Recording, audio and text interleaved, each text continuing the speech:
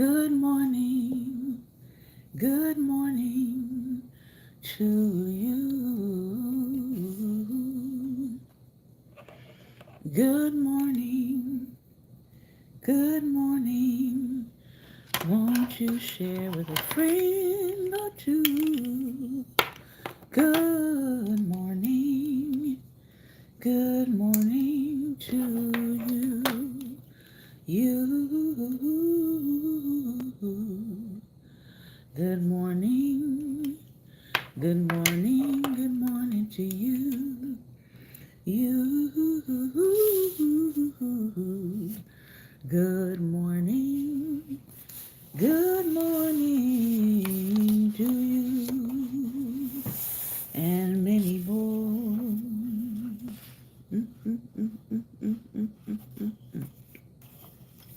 Good morning, good morning, good morning, and welcome to Daring Dialogues. I'm your host today, Shantae Charles. I hope that you've been having a great and wonderful day. I hope that you have been, if you are in the Florida area, the state of Florida, I hope you've been making preparations and are prepared for the storm that is supposed to make landfall tonight as a Category 4 Hurricane Milton. We are continuing to um, keep an eye on what has happened with the aftermath of Hurricane Helene. We Dare Squad, we have given towards some hurricane relief efforts, and so we're just paying close attention to that as well. Today we are back in the book, Set Boundaries, Find Peace, A Guide to Reclaiming Yourself. Today is episode 25, and if you've been with us for any length of time, you know that we do take station breaks. So after today, we are going to take a short station break, and then we will resume on Monday with our next segment of podcasts. So let's talk today about boundaries with difficult people. Boundaries with difficult people. And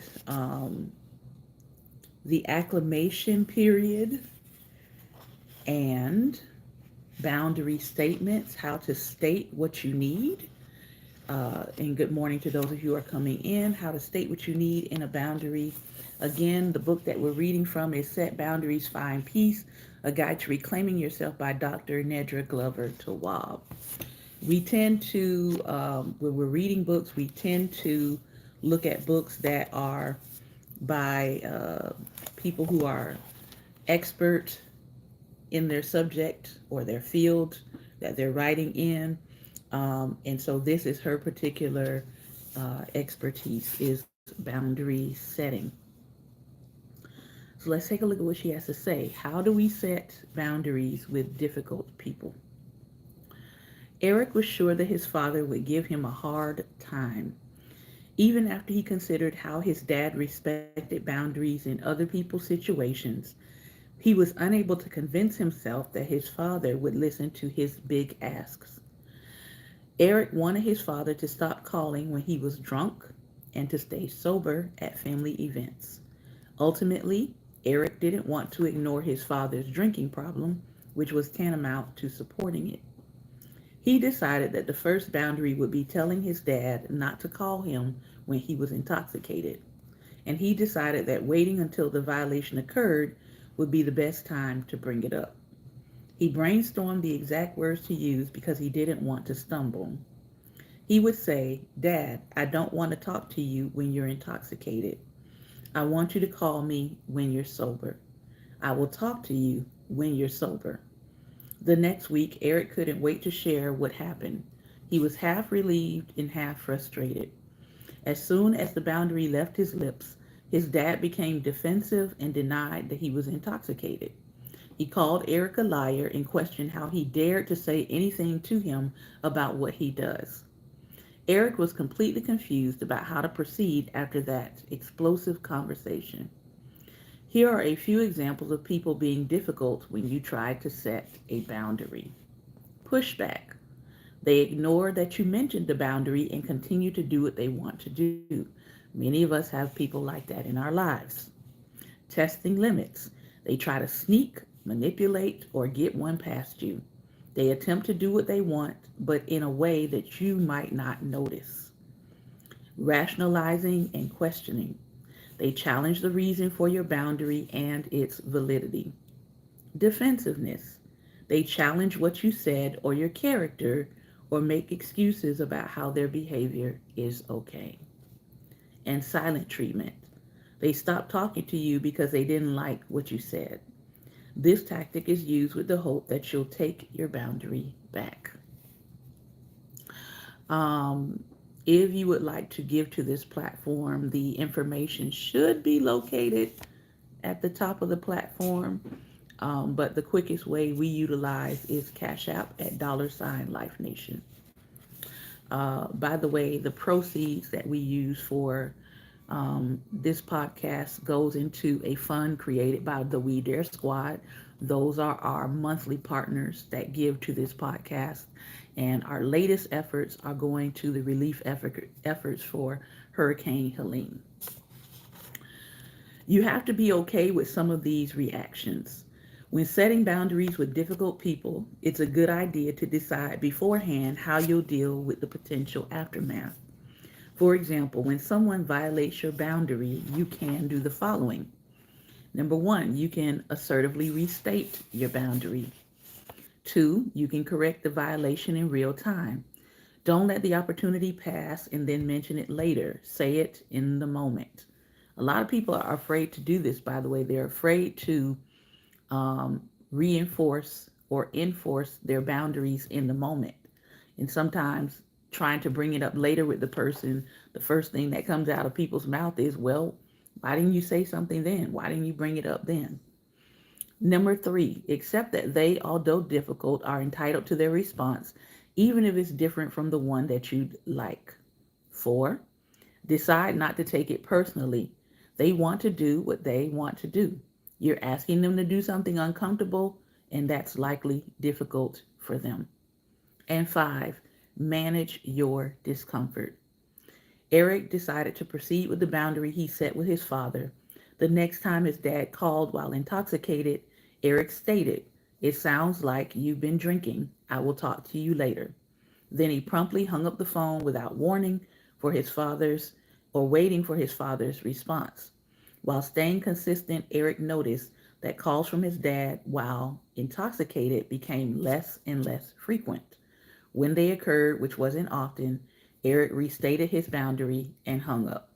So he was willing to restate his boundary. He didn't yell at his dad. He didn't get all into the negative processes that we sometimes go to when people aren't doing what we want. And because he was consistent in stating his boundary and making it clear what his boundary was, his father continued to lessen that behavior, right? So it didn't escalate, it actually got less. Now, there is something that she calls the acclimation period. Allow time for people to adjust to your boundaries. If you've been tolerating problematic behaviors in the past for a very long time, the other person will likely be shocked that you even, number one, have a boundary, and number two, you're actually enforcing it. They might say things to you like this: "Well, it was never a problem before, so why is it a problem now? Why have you changed all of a sudden?" And my very favorite, "I see that you're getting brand new." During the adjustment period, it's likely that you will need to repeat your boundaries, but try not to explain yourself. It's essential that you uphold them. Letting violations slide because you don't feel like arguing with someone, or it wasn't really that big of a deal, or they don't do it very often, will put you back at square one with that person. Setting boundaries may be new for you, and respecting boundaries may be new for them. Allow both of you to acclimate to the latest standards in your relationship. Now, boundary statements need to go in three different ways. You can say, "I want," and state your boundary. "I need," and state your boundary. Or, "I expect," and state your boundary. The best boundaries are easy to understand. so that there is no confusion about what it is that you need, you want, or you expect. It helps you to stay grounded in the truth of who you are and what you want. Here are some I want statement examples. I want you to stop asking me when I'm going to get married and have children. There are a lot of people that want to set that boundary. They would love to set that boundary. I think some people should probably get into the habit of stating it out loud before the holidays come around, because that's usually the time when a lot of people get that question, right? So I want you to stop asking me when I'm going to get married, and if I'm married, when I'm going to have children. Yeah, that's a good one. I want you to ask me what I'm feeling instead of assuming you know how I feel. Another good boundary to set before we get to the holidays, which are just around the corner. Here are some I need statement examples.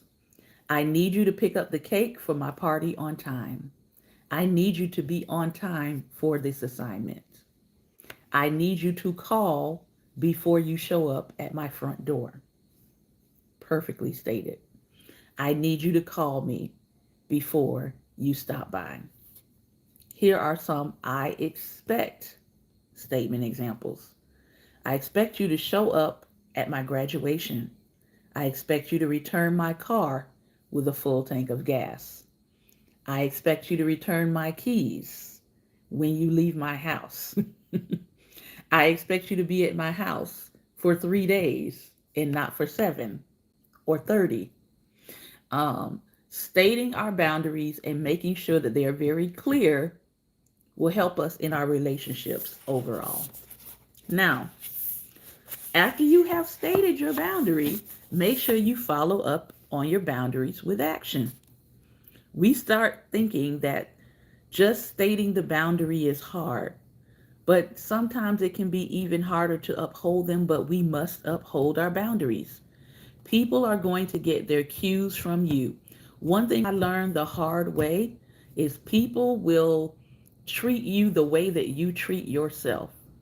If they see that you're very loose with your boundaries, if they see that you're not a person that keeps your word, if they see that you don't come on time to stuff, they're going to assume that those values are your values, and therefore, why should they have to do something greater than what you're showing yourself, right?